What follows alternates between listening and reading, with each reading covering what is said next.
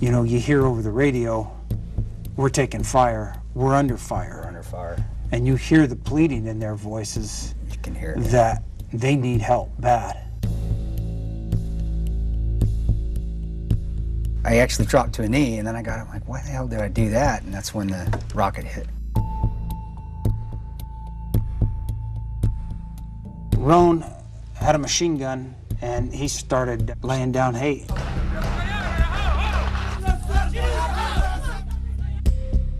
I rolled him over. There was no response. I ripped off his body armor, took a pulse, couldn't feel nothing. When you realize they're dead, what do? I just kind of said a prayer over both of them.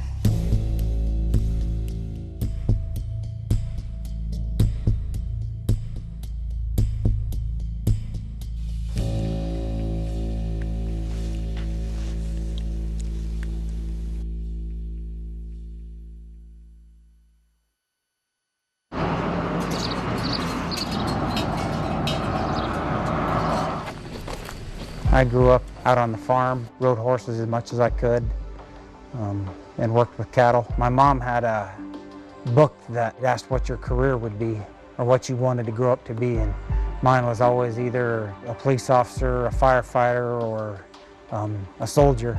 It was December of 1983 when I actually signed up. I wanted to be in the infantry because that's where you get to do all the fun stuff. When I got out of the military, I started working as a police officer. And then after that, I picked up a job as chief of police in a small town and then moved on to contracting after that. Well, I got to Benghazi and I was going to be there for 60 days. That was my first time into Libya.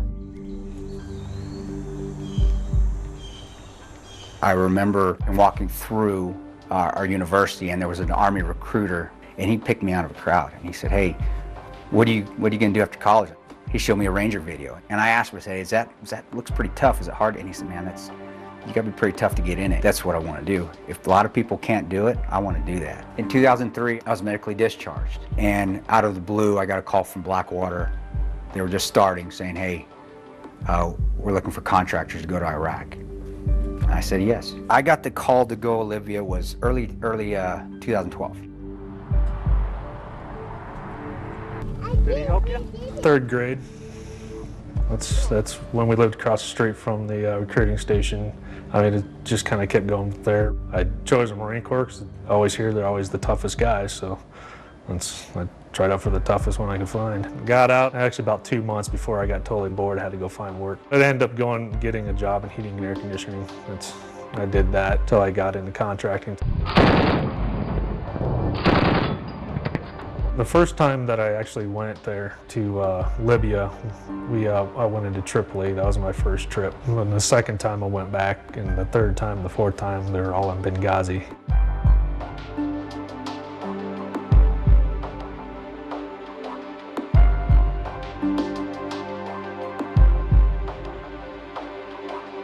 This attack lasted 13 hours. 4 people died, including our ambassador, and it was on 9/11. So I want you to take us back to the beginning. For people who don't know this job, you know, contractors, I mean, how do you explain it to them? Private security contractors. And for us, it was protection. It was protecting CIA case officers overseas, doing low-profile protection. How did the hierarchy work here? Well, you have the chief of base. He's the main guy who's in charge, and then you have our... Now, that was Bob? Yes. And then you have the team lead, which would be in charge of us. You know, our team leader is a staffer. He's an employee for the agency, and then all us contractors are like, if you talk it military-wise, we're like the enlisted folks. Other members of your team are not here. Obviously, Tyrone Woods, who you called Roan. There are 2 other members who remain anonymous, right? Yes, correct. Jack and DB. Correct, yes. So you were set up to protect the annex, which was the CIA. The personnel at the annex, yes. This gives us a perspective of the other facility there, which was what you guys call the consulate.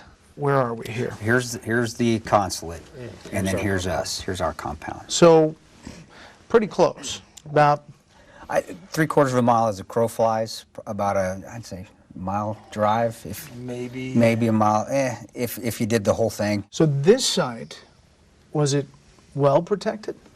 Ooh, who wants to take that one? No, it looked nice. It was a beautiful compound. I mean, it had orchards, It was had beautiful. a really nice Swimming pool. Had a nice house, swim- had a swimming had a nice swimming pool. They had their own security. They were their own security. were their own, yeah. That's Diplomatic the security. diplomatic security. They didn't yes. have like an American force, like a Marine detachment. They did it themselves. So what'd you tell them? And me and my bluntness, I said, you know, if you guys get attacked, you guys are going to die. You know that, right? And I remember I said, if you ever need us, you just call us. We'll come get you. What's your reaction when you hear ambassadors coming to Benghazi on September 10th, September 11th, of all days? And you were like thinking, you know, there's only 5 guys to protect him, and that's a huge compound. All right, so 9/11 comes. Pretty routine day, it Yeah, sounds like. yeah. Yeah, it During was. the day? It was actually normal day, just doing normal task stuff, task organization stuff. You had to move late, I guess it was late in the afternoon? Or Late early afternoon, evening? early evening. Went out to meet some people for dinner. Normal night. Town looked normal. There was nothing that looked any different than any other day. And there was no whisper that this video was a major problem in Benghazi or something? Didn't know about video till I got to Germany. No idea about any video, no. No, sir. All right, so how do you hear that something's wrong? Our team leader, he actually came across the radio, and I remember, I looked at my watch, and it was 9:32 when I first got the call on the radio that said, hey, you know, we need all GRS. GRS? What is Yes. that? GRS operators. Global response staff. Global response staff, yep. And I remember I looked at DB and said, hey, something's going on, we're gonna do something tonight. Just grabbed my stuff, threw my shoes on, and started moving to our team room. Where were you? Myself and Jack were in Building D. I was just getting undressed, getting ready to go to bed. I meet the TL about halfway, about right there, and I said, hey, man, what's happening? And he goes, the constant center attack. You can start hearing the fire, the actual concentration of fire and some explosions. It was a relatively quiet night in Benghazi, and by 9 o'clock, the 7 Americans in the compound are settling down for the night. You've got the ambassador in his room writing in his diary. You've got Sean Smith, the communications expert, online talking with a friend. And you've got 5 diplomatic security agents. Somewhere around 30 or 40 minutes later, men stream onto the compound, bearing AK-47s, chanting in Arabic, shooting off their guns. Almost instantly, they've overrun the compound. The 17 February militiamen who were supposed to be guarding the compound, but they just flee. Now, you're ready to go. 5 minutes, we're ready. Thumbs up, we're ready to go. Then what happens? I went up to the TL and I said, hey, we're ready to go. Bob looks right through me and looks at the team leader and goes, you guys need to wait. He's on the phone talking to somebody. I assumed they were trying to coordinate us to link up with 17 February. Which is the local militia. Which is a local militia. It had probably been 15 minutes, I think, and I got out of the car, and Bob and the team lead were standing on the front porch, and I just said, hey, you know, we need to get over there. We're losing the initiative, you know. And Bob just looked straight at me and said, stand down, you need to wait. We're starting to get calls from the State Department, guys, saying, hey, we're taking fire. We need you guys here, we need help. Yeah, we were talking about it in the cars. On our radios, what the hell's going on? Why are we waiting? Ambassador Stevens and Sean Smith are forced to take refuge in a specially protected area, the safe haven inside the villa. With them is Scott Wickland, a security agent charged with protecting the ambassador. They hide behind a locked gate. Wickland waits in the shadows with a rifle, ready to shoot anyone who tries to enter. The attackers can't get in, but use nearby diesel fuel to set the villa on fire.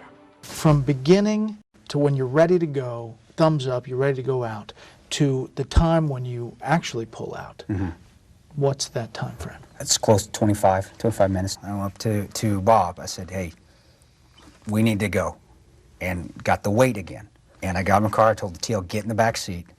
And looked at Rohn. He gave me a thumbs up, I gave him a thumbs up, and we left. And you guys did that pretty much on your own. Yes, we did. We were never given the okay to go. We got the final straw for us to go, at least that's my opinion, and how I felt was where one of the DS agents said, hey, they're starting to light the buildings on fire. You guys need to get here. They used the word stand down. A number of people now, including the House Intelligence Committee, they insist no one was hindered from responding to the situation at the compound. The committee's wording was, quote, there was no stand down order given to American personnel attempting to offer assistance that evening.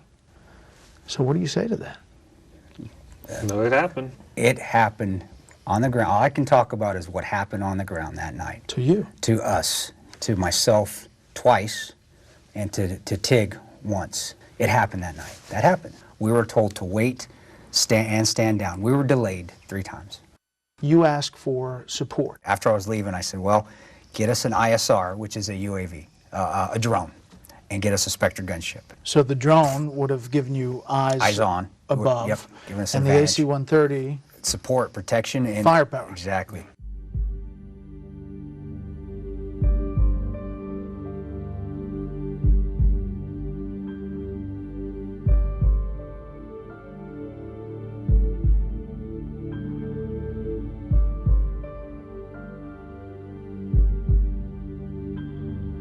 I still remember it. Gives me kind of chills. It says, they're lighting the buildings on fire. If you guys do not get here, we're gonna die. Scott Wicklund leads Ambassador Stevens and Sean Smith to a spot in the bathroom inside the safe haven. The window there is barred, and acrid smoke billows into the area. He hopes to get them to a nearby bedroom, which has a window that can be opened from the inside. He says, follow me, and crawls toward that spot. It's dark and smoky, but he makes it to the window. He opens it and drops out. Only then does he realize Stevens and Smith haven't followed. He goes back in several times, but can't find them. Finally, exhausted and choking, he climbs to the roof and radios Alec Henderson and Dave Ubben, 2 security agents elsewhere inside the compound. His message? The ambassador and Sean Smith are missing. Now, Tig, you and Jack and Roan are going the front gate. Yes. And it's open? When I was standing right here, and a Land Cruiser came from this direction, I thought it was like bad guys stealing the Land Cruiser, so I drew down my weapon. Then I saw it was the DS guys were actually driving it. And that's when I heard, hey, you know, we can't find the ambassador. So I started moving towards the front porch, getting up on the front porch, and that's when they're pulling Sean's body out of the window. Sean Smith. Sean Smith. But the ambassador's still lost. The ambassador's still lost. Yeah. Tig, you and Tyrone Woods, Roan, go into the building one of many times, but go in, and there's a moment there. He was saying, hey, I can't find my way out. I could just say, come to my voice, but he almost made another right into where I think it was a dining room, and it was just totally engulfed in flames. I reached out, grabbed him, and said, this way, and we just went out and coughed up a couple lungs. Now, Tonto, you're back here with DB. Yes. I looked at one of the Libyan guards in the back. He goes, Mister, come open the gate, open the gate. So I came back, I opened the gate, I looked at the commander. I said, when you come through this gate, you close it and you lock it. And I moved forward, and you know, as we find later that he didn't do that. And we paid for it. We paid for it down the road. You've been there for a while now, and you can't find the ambassador. You've been in multiple times. Yep. Then you hear gunfire from outside the compound. And then rocket-propelled grenade. All of a sudden, a big explosion. Bam. Just huge. Where's it hit? It was over in this area. So it's basically on the other side of where we were all trying to mass and collect and get out. And another explosion goes off, and it's coming from the gate that was left open. When I just started returning fire. I was inside the safe haven. That's when I heard the explosion and the gunfire started cracking off. And what'd you do? I moved from here over to here, crouched all the way down. It was the same time a guy with an RPG moved into the view of the gate, and that's what he was coming up here shooting, and he'd run away, come up here, shoot, run away. And just as he was shooting, I shot him. You shot him, he went down. And then it was just weird, it was like a light switch, everything stopped. So you guys finally get together.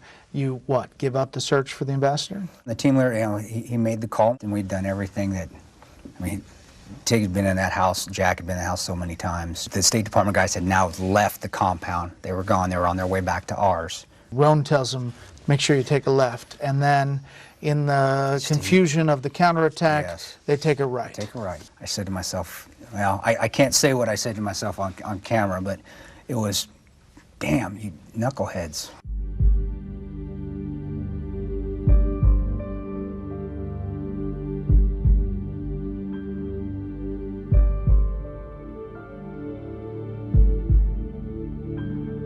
Now we're holding a piece of property that basically there's nobody else on. The TL, he just comes over the radio, say, everybody get down, we're getting out of here.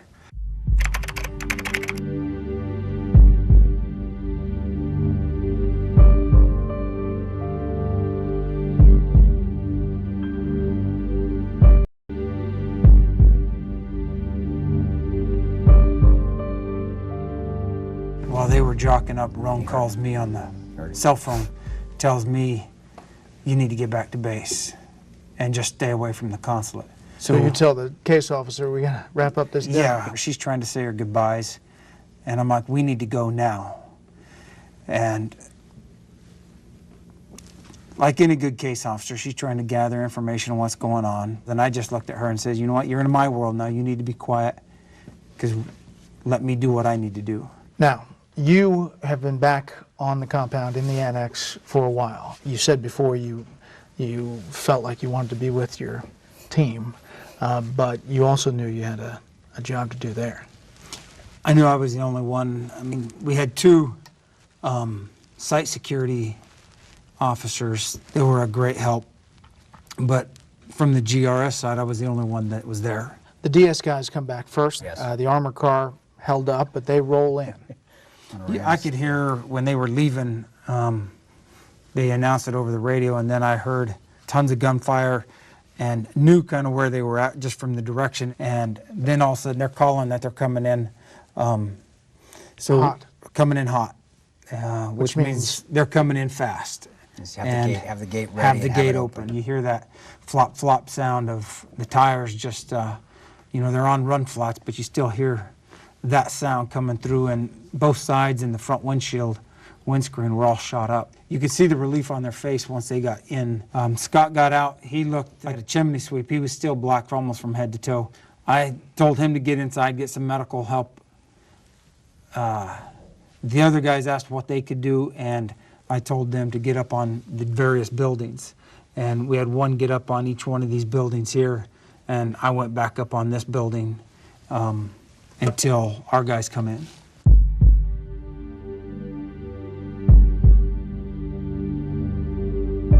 They knew where they needed to go. So each one of them went to their pre-positioned or pre-planned positions. Jack is up on this roof, Roan's up here. DB. Yeah, Tano and DB are Or on. Tano and DB are here. Tig is over in this corner initially, and I'm over in this corner over here. You guys are exhausted. Yeah. Probably. I mean, some of you probably have smoke inhalation, and you're preparing maybe for another fight. But now, we know, just gut feeling we're going to get attacked, and my adrenaline went back up. And so Well, it wasn't long after they had showed up, you start hearing tires screeching Yeah. over in this area. And we started asking over the radio to the TL if Feb 17 is coming over to assist us. And then the response was, they're not sure. So we immediately assumed that anything that's coming in is coming in that are bad guys. I asked the status of the Spectre gunship, and the teamer came across the radio and said, hey, you know, checking on it, and that's the last time that I got an actual answer if we're going to get any support or not. I was expecting at least some kind of air support, even if it was just a flyover by a jet or whatever. Sometimes that's all it takes. It gets the bad guys down. And no doubt that would have been nice. I want to put this back up here just so you can describe what's outside the annex that you're most concerned about. The stockyards, yep, stockyards, and this is very, lot of concealment. There's a lot of bushes and small trees in this area, and this is what we call zombie land, basically, this whole area here. Most of the activity we're hearing is coming over from right at this intersection. Yep, they're starting to stage here in this whole area. This is just a big open parking lot. And here's the house that we're seeing people start to go into that little area. And they can come into here, and it gives them access to our back gate. So you're watching this develop in these cars and the people going into this house that you don't really know if it's bad guys or not. And what's the engagement? You're going to wait till they fire on you? Wait until we see action from them that specifies them being attacking us or going to attack us. I'm not going to wait to get hit before I hit back. We start seeing movement coming from this direction through the night vision goggles. The caveat here is this house had kids in there that would actually come and pester us every once in a while. You just didn't want to open fire. You didn't want to. I don't want to shoot somebody that doesn't have it coming to them, and it's definitely don't want to shoot a child. They were starting to move up on us, and I remember DB says, "Hey, I got movement." Are you lasing them? Oh yeah, I've got my laser, and I am lasing targets and saying, "Hey guys, I'm picking out targets, people I see." And I got on the radio with Oz and Tig. I said, "You seeing what I'm seeing?" And he goes, "Yeah, I got your laser." Now, can they see it? No, only with night vision. At this point, when they're moving up, in my mind, they're getting ready to be. We're going to engage them. We're just going to let them get as close as possible, and then take them out. The first thing they fired was a RPG, and it went flying over the compound. Came over our myself and DB's head. I was bringing water over to Oz. I got about right here, about the corner of the gym, when a gelatina. It's a huge flashbang. Yeah, it's a homemade explosive. So it goes off. It hit right here, just inside. To me, it was just okay. It's on, and we just started fighting, started lighting them up. And I was just lasing targets, lasing targets and shooting them. The firefight starts. What does that look like? It's gorgeous, man. Yeah, it's awesome. It's a green hue, and with the lasers dancing back and forth from target to target, you see 3-4 sets of lasers just bouncing back and forth, taking out targets, and you'll see a flash of light, which is the enemy shooting at you, and hear the rounds going past your head, and you're just re-engaging in those spots. Anybody take a hit? Yeah, me and Tig were up on this, in this corner, and they were trying to shoot out the lights, and secondary from one of the rounds hitting the wall, or one of the lights splattered up into my face and cut me across the top of the bridge of the nose. So you push back, you obviously take down a lot of people, and it stops. To me, and that's how I explain it, it's hey, we won that game. All right, good deal. Morale goes up. I think all of us could feel it, that it still wasn't over yet. That was just the probe. That was just they're going to see our defenses, and they're going to be coming back with a bigger force, because that's what we would do.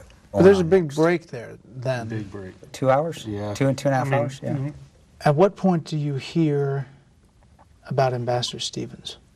There was a DS agent up on the building with Jack and Scott Wicklund, and he got a phone call. And that's how we found out that he was at the hospital. By 1 a.m., local looters and curiosity seekers have entered the consulate grounds and infiltrated the safe haven. 6 apparently good Samaritans come across an unresponsive man. They take him to the Benghazi Medical Center, where he's worked on for 45 minutes before being declared dead. They have Scott Wicklund's phone, which had been given to Ambassador Stevens during the attack. Calling Wicklund's stored numbers, someone gets to the American embassy in Tripoli and says a man has been found and he's dead. The caller provides a description matching Ambassador Chris Stevens.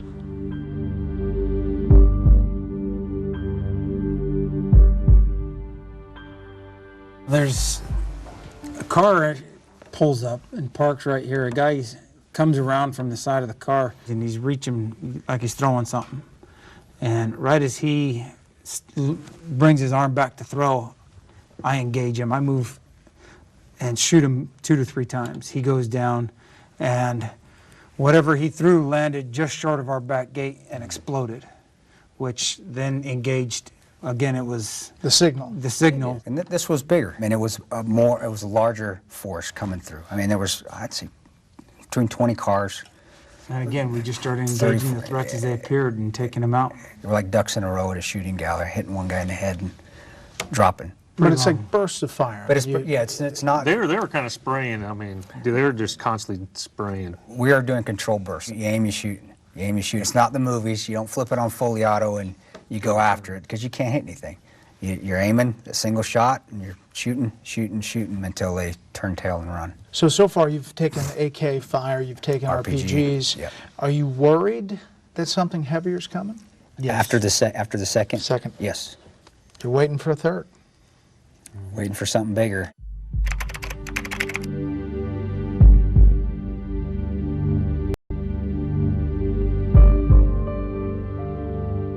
During that second attack, that's when I actually finally got a chance to sit down. All you can think of is, what was the last conversation that I had with my spouse or my kids? Was it good, was it bad? And What was yours? It was good. You always want to make, especially overseas, you want to make that last conversation always good. When was it? It was the night before. So I knew I had spoken with them, and hey, that's it. Get them out your head. It's time for you to back on the job.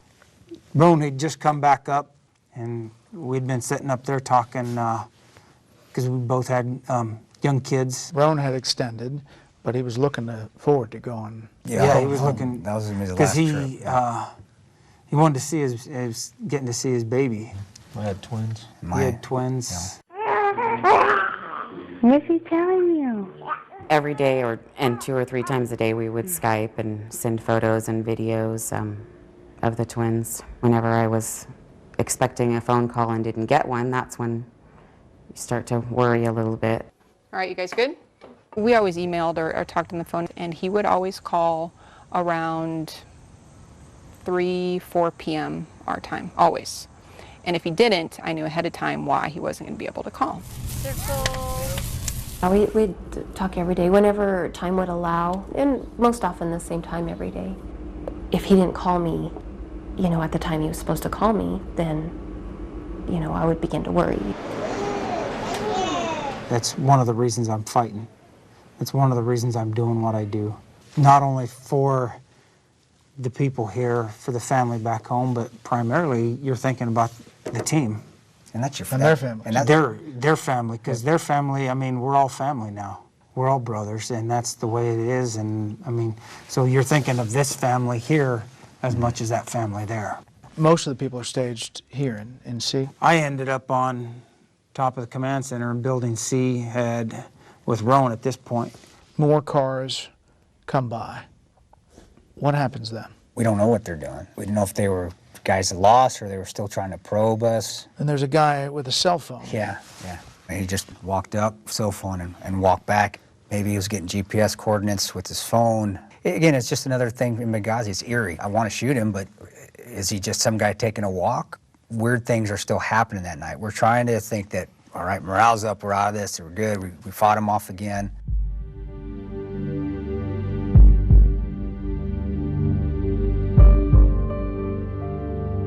I was expecting, more cars. It was actually, the first convoy was quite small, but I was just, honestly, I was just happy to see him. 3 of the guys I'd worked with before, so I recognized them off the bat. And including Glenn, including Doherty. Yeah. Navy Navy SEAL, SEAL, yeah. connection with Roan, with Jack, and you had worked with In him. fact, Bub and I had just done a trip in Tripoli before Benghazi. I just knew Bub from contracting. Okay, so they come in, they go to Building C. And you guys are still kind of waiting for what's happening. The aircraft that they had wasn't big enough to take us all back. So they were going to take the non-shooting personnel and get them out. To the airport. Yes. To the airport. We were going to stay there and hold the Alamo. And Literally. Literally. Yeah, literally. Literally. And I think they'd probably been there about an hour. Me and Roan were talking about that, wondering, what's taking so long? Why aren't we getting out of here? The sun was starting to come up, but it was, we better be ready for another attack because this is when it's going to come. It was about that time that Glenn come up on the roof. Climbed up the ladder? And come over and was talking to Roan, and Roan had introduced me to Bub because I had never worked with him before. He says, yeah, Bub's a sniper. And I'm like, well, hopefully we ain't going to need you, but I'm glad to have another shooter up here. Bub turned and was walking back towards the front of the building, and almost immediately a mortar come in and landed on top of the wall right there. What I heard it, and I didn't even know I heard it, it basically sounded like when a rocket goes off and this. Small arms fire started coming from this direction. Roan had a machine gun and he stood in probably like a 3/4 crouch position and just started laying down hate. Laying hate down through this avenue of approach from here. I started to engage with him. I ran out of ammo, knelt down, changed magazines, and right as I'm coming up, and I start to re-engage, another mortar hits almost to the center of the building here. And that one, it knocked me back, and that's what hit Roan. Roan was standing to my left. I got knocked back, and as I stood back up, I saw him out of the corner of my eye, and he was in a fetal position in the corner right here. I stand up and try to re-engage with my rifle, and I bring my hand up, and from here down is hanging off at a 90-degree angle. Your hand is just hanging, flop. Yeah. I just keep trying to bring it up, and it won't stay. You can't make it work. And that's when the second round hit. That's when I saw Bub go down about right here. I wasn't sure if he was hit or if he was just taking cover.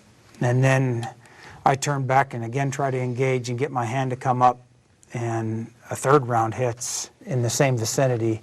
And at that point, I mean, I just felt like I got hit by stung by 1,000 bees just up and down my side. And I figure I better get to some cover now in case another one comes. And the whole night went quiet after that.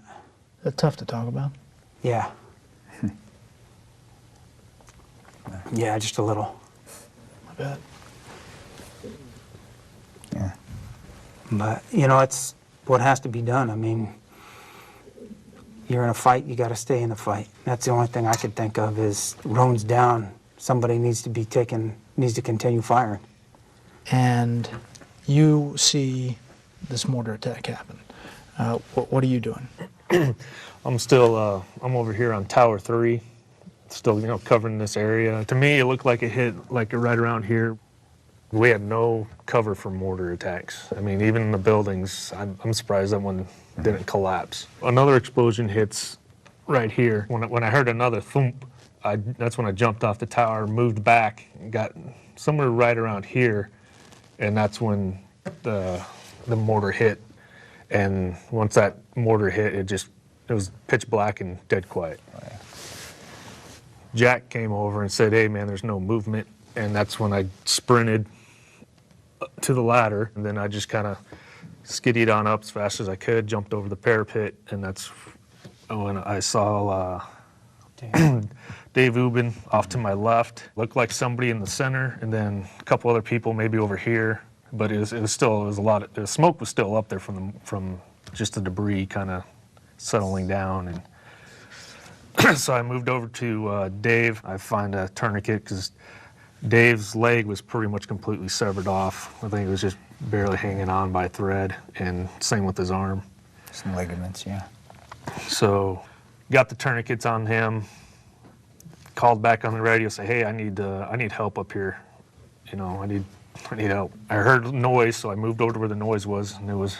I was trying to get a tourniquet out and put on myself, and then I saw him. Meanwhile, your hand is still flopped down. Yeah, so I pulled out the tourniquet, and I was just trying to fix my arm. I just kept grabbing it, trying to put it back in place.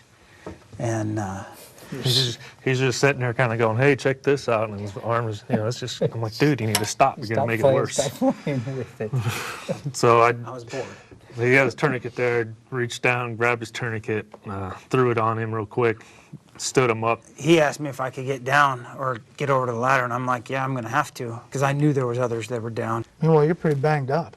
Yeah, just a little bit. I got hit in the chest, up and down my side, got hit in the throat, and I'm like, yeah, I guess I'll have to.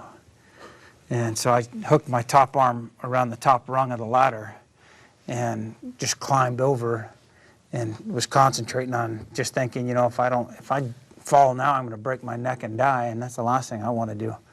So I'm just concentrating on getting my feet on that rung, and sure enough, I slipped, and luckily I had my arm, and I caught myself and pulled myself back up, got down, and then was able to inch my way down the ladder. After I got Oz up and moving, I went straight back to Roan. He was still in the fetal position. I rolled him over, There was no response. I ripped off his body armor and tried to, got that off. Took a pulse, couldn't feel nothing. Got the flashlight shining in his eyes. No pupil movements, no dilation. Put my ear to his chest and tried to see if his chest was going up and down, if I could hear a heartbeat. There was nothing. So I left him, went over to the other guy. So I did pretty much the same exact thing. Checked him, ripped off his body armor, and there was nothing. Yeah. When you realize they're dead, what do you do? Well, and I just kind of said a prayer over both of them. And the quote is, God watch over him, guide him to where he needs to be, take care of his family. Mm-hmm. So after that, I kind of, the D-boys the whole time, they just want to get everybody off the roof. And when I was doing the prayer, I just ignored them, It was like, gathered up everybody's weapons that was left. You got to get the bodies off the roof.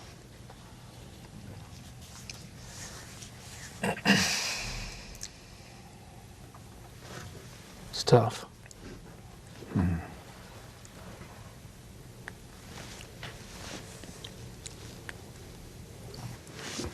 The D-boys picked the bodies up and dumped them over the side of the roof.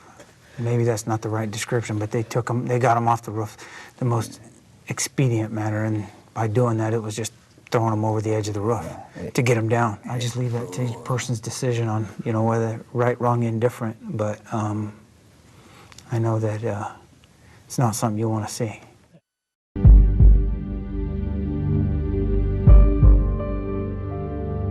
Turned on the news, and there it was. 4 Americans had been dead and 2 were unidentified. And I'm like, he hasn't called me. I tried texting him. I tried calling him. Began to cry, and I just hit my knees and prayed. In past experience, if I start panicking right away, then I just get myself worked up. So I just tried to not worry about it. And I thought, well, I'll hear from him in the morning or the next evening. There was a ticker on the bottom of whatever news channel it was, and it said something to the effect that there was an attack on the annex in Benghazi. And my heart dropped, and I'm like, gosh, how am I going to tell the kids? And that was my first reaction.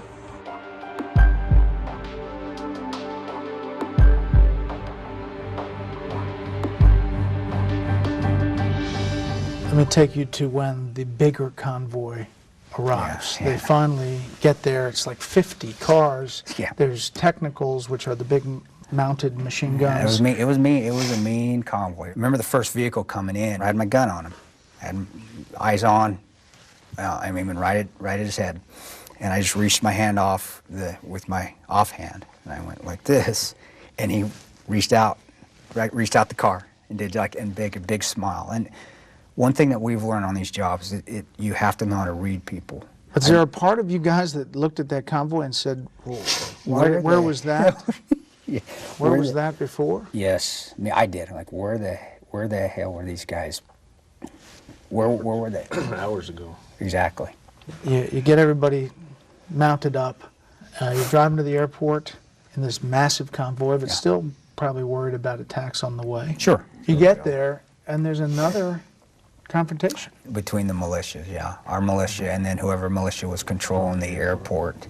And we were the bigger militia, so we got through. You have a smaller airplane. It's not exactly big for everybody. Load you guys up, or you walk on. They started to pull me off, and I'm like, I walked into Benghazi. I'm going to walk out of here, and I get up, slide to the edge, and stand up. There's still blood dripping down my arm, and because it was a private jet, there was a flight attendant, and her eyes just get as big as saucer plates, and she's laying towels down because she's worried about her boss's airplane getting messed up. And then they bring in Dave, and he was in and out of consciousness throughout the flight. and somewhere in between that, somebody's clearing their gun, their pistol, In the plane. Yeah. in the plane, and a round goes off.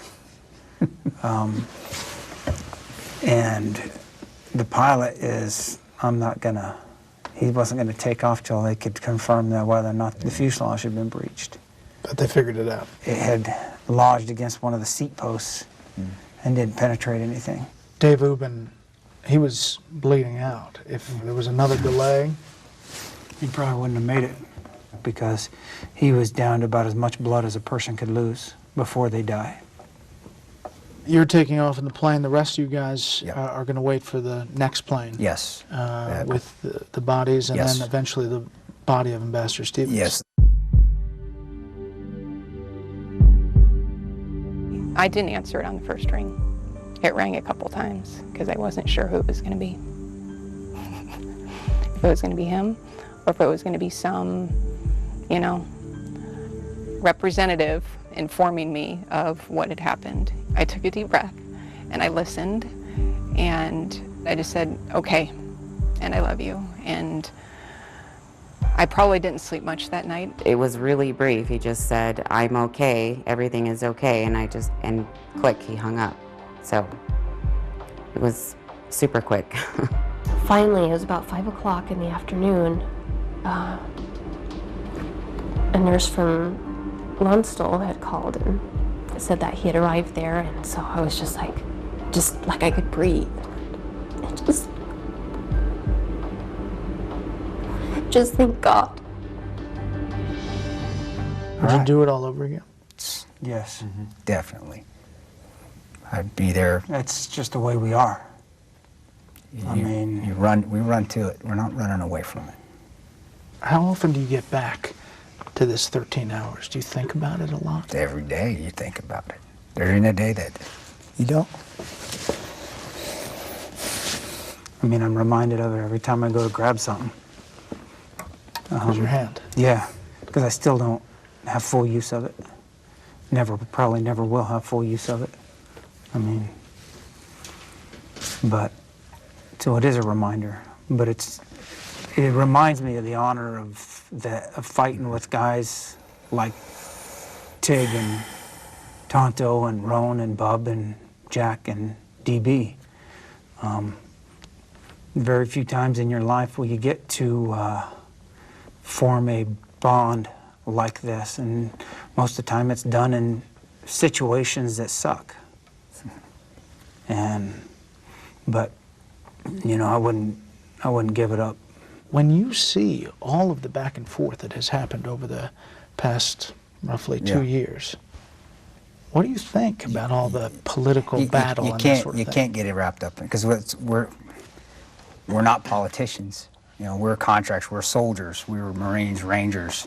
We still are, you know, we'll always be. So leave that to the politicians. I can't speak for why a politician did this or why a politician did that. All I can speak for is what we went through that night and what happened. If I gave you that 30 minutes back and I gave you some air power, would Ambassador Stevens and Sean Smith be alive today? Yes, to me, if without the delay, they would still be alive. My gut is yes. You in on that? I'd strongly believe if we'd have left immediately, they'd still be alive today. I think there's a lot of things could have been different. I mean, air power, if we had some air support, if they'd have sent somebody in. The Spectre, in my opinion, can see heat signatures, and you know, They would have been able to see the mortar team. they would have been able to see the setting up. mortars team setting up. Which means that Roan and Bub would be alive. Would it have improved our chances? Oh, heck yeah.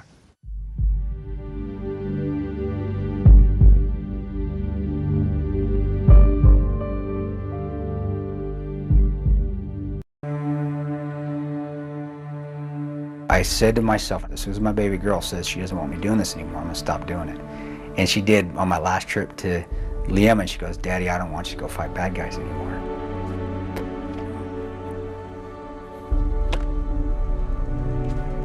Granted, I still miss the guys. I miss going overseas. But every night when I go upstairs and I get to kiss my kids goodnight, it all dissipates. just like to enjoy being home, getting on, me and the wife just together, the kids, and it's just peaceful.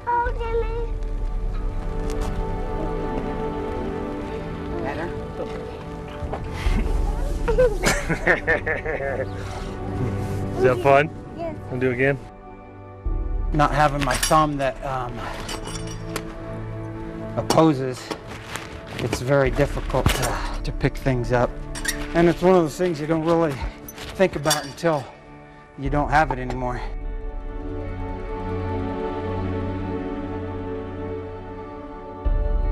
Oh, you like the red one? Okay. You want me to hold your baby?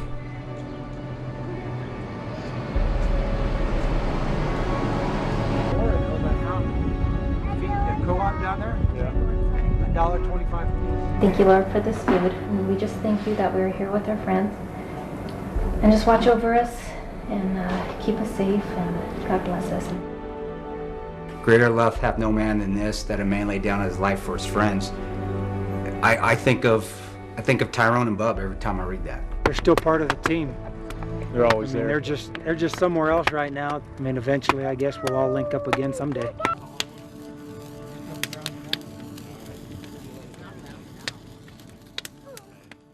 Mr. Chairman, you just gave a long answer, Madam Secretary, to Ms. Sanchez about what you heard that night, what you're doing, but nowhere in there did you mention a video. You didn't mention a video because there was never a video-inspired protest in Benghazi. There was in Cairo, but not in Benghazi. Victoria Nuland, your spokesperson at the State Department, hours after the attack said this: Benghazi has been attacked by militants. In Cairo, police have removed demonstrators. Benghazi, you got weapons and explosions. Cairo, you got spray paint and rocks. 1 hour before the attack in Benghazi, Chris Stevens walks the diplomat to the front gate. The ambassador didn't report a demonstration. He didn't report it because it never happened. An eyewitness in the command center that night on the ground said no protest, no demonstration. 2 intelligence reports that day. No protest, no demonstration. The attack starts at 3:42 Eastern Time, ends at approximately 11:40 p.m. that night. At 4:06, an ops alert goes out across the State Department. It says this: mission under attack, armed men, shots fired, explosions heard. No mention of a video, no mention of a protest, no mention of a demonstration.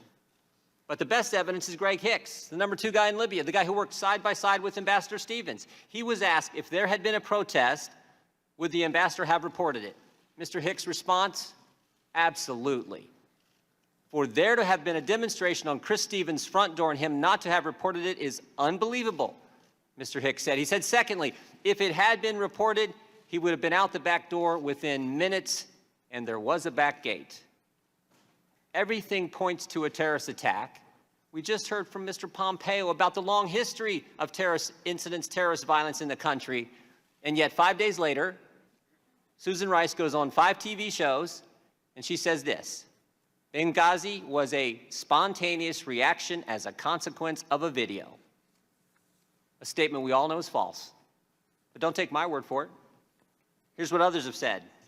Rice was off the reservation on 5 networks. White House worried about the politics. Republicans didn't make those statements.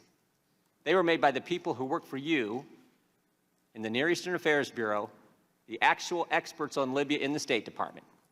So, if there's no evidence for a video-inspired protest, then where'd the false narrative start? It started with you, Madam Secretary. At 10:08, on the night of the attack, you released this statement: some have sought to justify the vicious behavior as a response to inflammatory material posted on the internet. At 10:08, with no evidence, at 10:08, before the attack is over, at 10:08, when Tyrone Woods and Glenn Doherty are still on the roof of the annex fighting for their lives, the official statement of the State Department blames a video. Why? During the day on September 11th, as you did mention, Congressman, there was a very large protest against our embassy in Cairo. Protesters breached the walls. They tore down the American flag. And it was of grave concern to us because the inflammatory video had been shown on Egyptian television, which has a broader reach than just inside Egypt. And if you look at what I said, I referred to the video that night in a very specific way. I said, some have sought to justify the attack because of the video. I used those words deliberately, not to ascribe a motive to every attacker, but as a warning to those across the region that there was no justification for further attacks. And in fact, during the course of that week, we had many attacks that were all about the video. We had people breaching the walls of our embassies in Tunis and Khartoum. We had people, thankfully not Americans, dying at protests, but that's what was going on, Congressman. Secretary Clinton, I appreciate most of those attacks were after the attack on the facility in Benghazi. You mentioned Cairo. It was interesting what else Ms. Newland said that day. She said, if pressed by the press, if there's a connection between Cairo and Benghazi, she said this, there's no connection between the two. So here's what troubles me. Your experts knew the truth. Your spokesperson knew the truth. Greg Hicks knew the truth. But what troubles me more is I think you knew the truth. I want to show you a few things here. You're looking at an email you sent to your family. Here's what you said. At 11 o'clock that night, approximately 1 hour after you told the American people it was a video, you say to your family, 2 officers were killed today in Benghazi by an al-Qaeda-like group. You tell the American people one thing, you tell your family an entirely different story. Also, on the night of the attack, you had a call with the president of Libya. Here's what you said to him. Ansar al-Sharia is claiming responsibility. It's interesting, Mr. Katala, one of the guys arrested and charged, actually belonged to that group. And finally, and most significantly, the next day, within 24 hours, you had a conversation with the Egyptian Prime Minister. You told him this: we know the attack in Libya had nothing to do with the film. It was a planned attack, not a protest. Let me read that one more time. We know, not we think, not it might be, we know the attack in Libya had nothing to do with the film. It was a planned attack, not a protest. State Department experts knew the truth. You knew the truth, but that's not what the American people got. And again, the American people want to know why. Why didn't you tell the American people exactly what you told the Egyptian Prime Minister?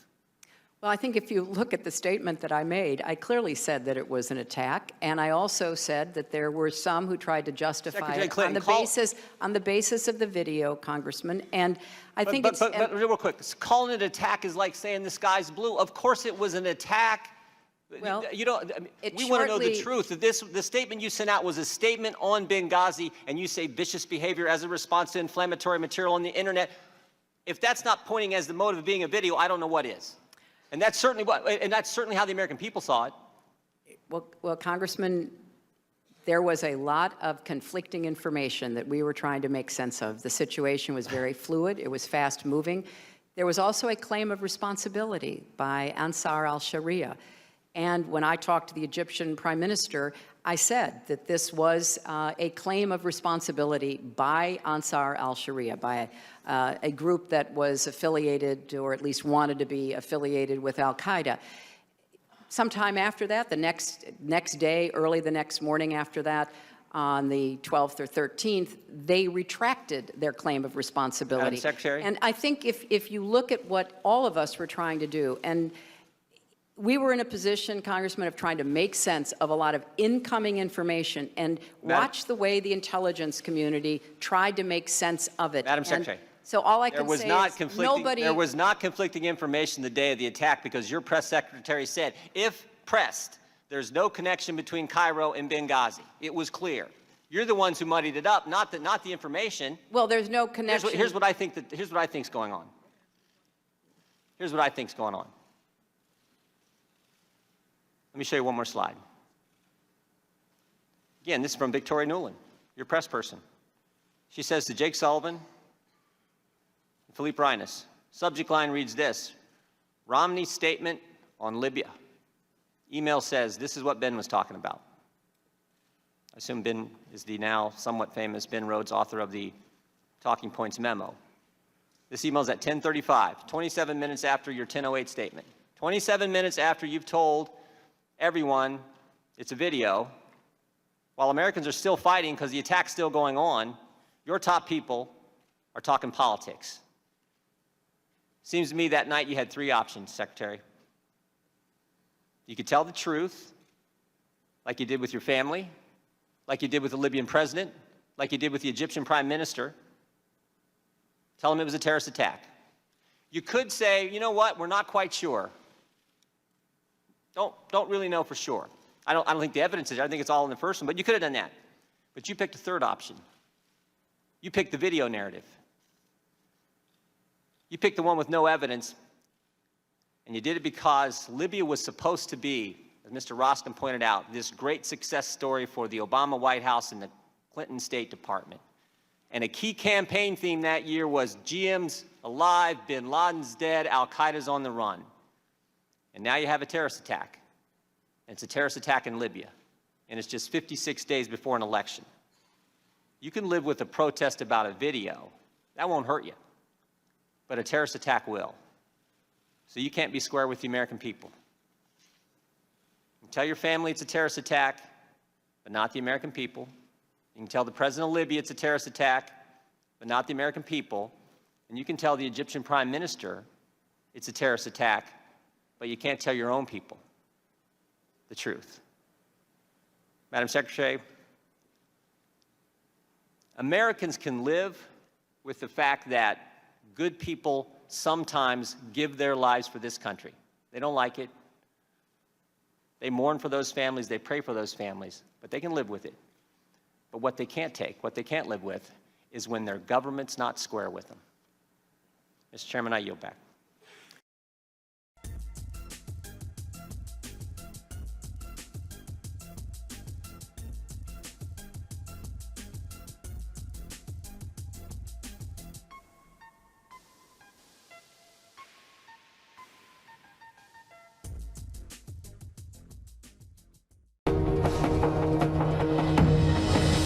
You need to get over there. We're losing the initiative, you know. And Bob just looked straight at me and said, "Stand down. You need to wait."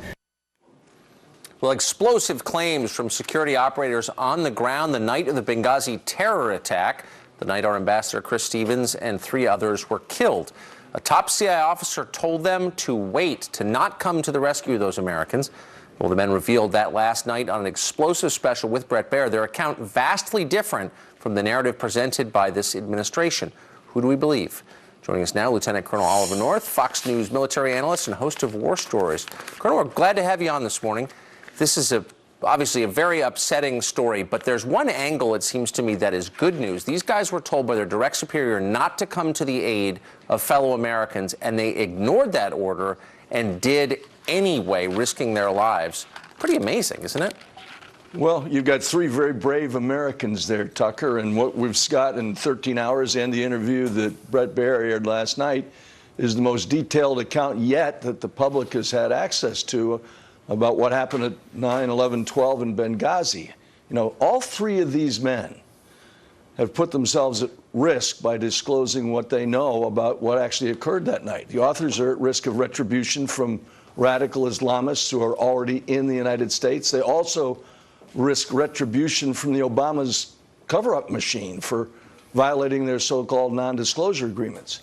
As we all know, Tucker, this most transparent administration in history has used everything in their power to cover up every crime that's been committed since Fast and Furious in 2009 to the IRS scandal. It was started in 2010 and went on through 13 at least, and even the ongoing VA scandal. So the Obama administration is complicit, but Congress in this building right here behind me is also derelict. If Speaker Boehner had appointed a select committee in 2012, as my congressman, Frank Wolf, had advocated, this would not have been news today, and officials in the Obama administration, including Hillary Clinton, would already have been held accountable. Well, the Obama administration is still denying the substance of any of this. Here's the State Department spokeswoman, Marie Harf, saying that these claims are lies. Watch this. There was a short delay so they could get backup and get additional weaponry before they went into a situation that they were unaware of what they were going to be encountering on the other side. But to be clear, there was no stand-down order given from anyone. There has been no evidence to support that claim throughout this entire process. It keeps coming up, and every time it does, we will keep saying there's no evidence. So she's calling these guys liars. Yeah, well, she is. And she ought to be called as a witness by the Select Committee, as will they, as will everybody else, to include Bob, who is, we now know, the base chief for the CIA annex out there in Benghazi. Look, here's another question that this book raises. Why was nothing done by the O-Team national security apparatus to prepare for the 9/11/01 anniversary? Here's the problem.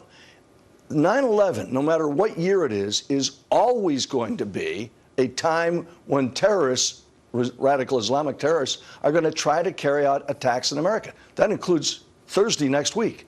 They did nothing to prepare for this anniversary. And that is totally contrary, Tucker, to everything that we've done in the past. 9/11 was, everybody knew, going to be it. Bob knew it. Of course. These three men knew it. And this administration did nothing to prepare for it. Why? It's a total violation of common sense. Thank you for reminding us of that. Oliver North, you know, it's only 8:20 in the morning. You're the most articulate person I've ever met before noon. It's unbelievable. Very kind, Tucker. Thank you for coming on this morning. All right, buddy. Coming up, she's called Wisconsin